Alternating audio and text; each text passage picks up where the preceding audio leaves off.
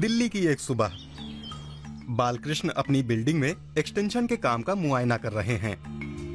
भारत में घरों के अंदर और बाहर के प्लास्टर के लिए सीमेंट का इस्तेमाल ही ज्यादा होता है, लेकिन बालकृष्ण ने इको फ्रेंडली विकल्प चुना।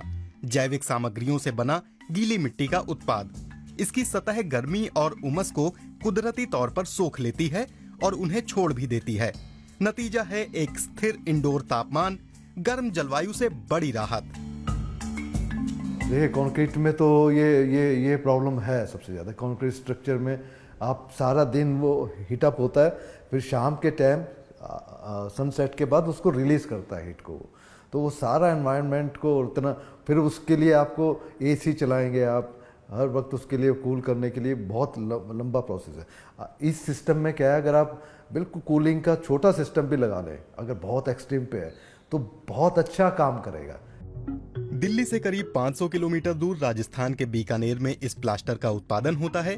केमिस्ट शिव दर्शन मलिक ने दुनिया भर में मिट्टी के कच्चे घरों का अध्ययन किया, फिर उन्होंने मकान बनाने की वैकल्पिक सामग्रियां तैयार की।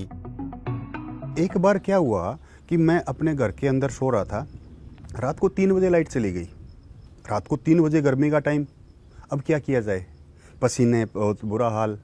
तो तब मुझे याद आया कि जो मेरे बचपन का घर था, जो मेरे दादा का घर था, वो गर्मी के अंदर इतना गर्म नहीं होता था, सर्दी के अंदर इतना ठंडा भी नहीं होता था। तो उस दिन मैंने सोचा कि जो नए मकान हैं, आज की जो टेक्नोलॉजी है, उसके अंदर क्या मिस है, ये मकान क्यों गर्म हो रहे हैं और इनको इससे बचाया कैसे जा सकता है। तो कमी क्या थी? उन्होंने पाया कि मिट्टी, गाय का गोबर, जिप्सम, क्लस्टर बीन्स और चूने जैसी कुदरती सामग्रियां नहीं थीं। निर्माण की प्राचीन भारतीय पद्धति के हवाले से मलिक ने 2018 में अपनी कंपनी वैदिक प्लास्टर लॉन्च की। ये न सिर्फ प्लास्टर बनाती है, बल्कि कुदरती सामग्री से ईंटें और पेंट भी बनाती है।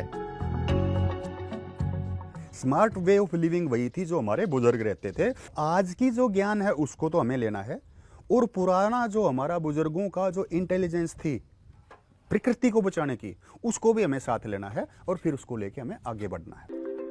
प्लास्टर का बेस तैयार करने के लिए आसपास के खेतों से जिप्सम इकट्ठा कर लिया जाता है। उसे फिर गाय के गोबर, मिट्टी और गौर गोंद के साथ मिलाया जाता है। आखिरकार फफूंद से बचाने के लिए साइट्रिक एसिड मिलाया जाता है।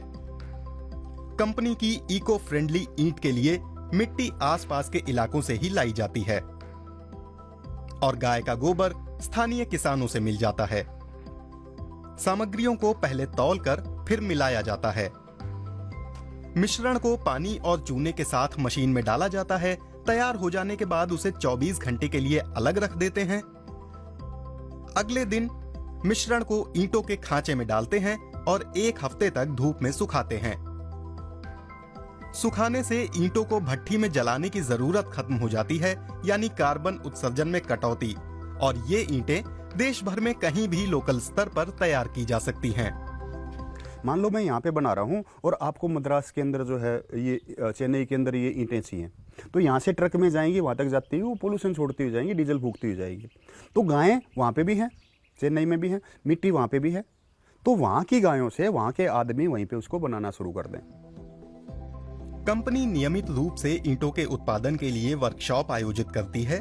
लोकल स्तर पर उत्पादन से लागत भी कम पड़ती है। भारत में टिकाऊ निर्माण को बढ़ावा देने के लिए ये बहुत जरूरी है। अंदाजा है कि अगले साल भारत आबादी के मामले में चीन को पछाड़ देगा। आबादी की विस्फोटक वृद्धि ने मौजूदा शहरी बुनियादी ढांचे पर भारी बोझ डाल दिया है।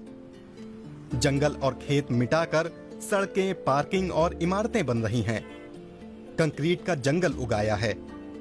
अध्ययन दिखाते हैं कि दिल्ली जैसे शहरों में पिछले 15 साल में तापमान 2 से 3 डिग्री तक बढ़ गया है। जानकार कंक्रीट को जिम्मेदार बताते हैं। वो दिन में गर्मी खींचता है, रात में छोड़ता है। ये अर्बन हीट आइलैंड प्रभाव कहलाता है।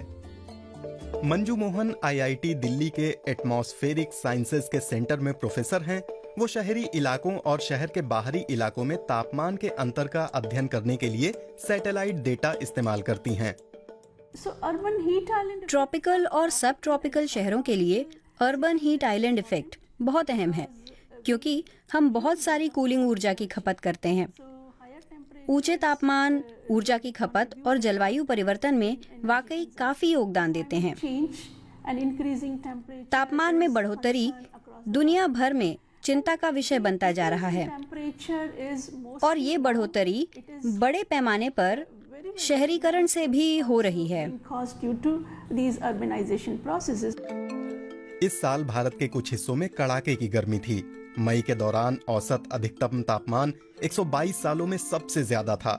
शहरों में कंक्रीट की वजह से गर्मी असहनीय होती जा रही है और झुलसाने लगी है। भारत में शहरों के निर्माण को लेकर सोच में बदलाव के लिए आवाजें उठने लगी हैं। मिट्टी के प्लास्टर जैसी पारंपरिक सामग्रियां सही दिशा वाले कदम हैं। वैदिक प्लास्टर का 25 किलो का बैग 2 स्क्वायर मीटर में खप जाता है। कीमत 350 से 400 रुपए के बीच है। सीमेंट का बोरा भी इतने में ही आता है, लेकिन बिल्डर कहते हैं कि मिट्टी से बनी चीजें फायदेमंद रहती हैं। ये वन टाइम है, आपको लाइफ लॉन्ग कुछ करना ही नहीं है इसके बाद, और कॉस्ट तकरीबन कम नहीं आता तो बराबर ही आता है।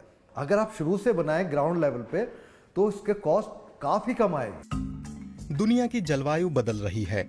पिछले दशक के मुकाबले लू और गर्म लहरें ज्यादा चलने लगी हैं। कंक्रीट के बेतहाशा इस्तेमाल से संकट बढ़ा है। मौजूदा शहरी ढांचे गर्मी को बढ़ाएंगे ही। ऐसे में निर्माण के पारंपरिक तरीकों में सुधार के लिए तकनीक का इस्तेमाल समस्या घटाने में मदद कर सकता है।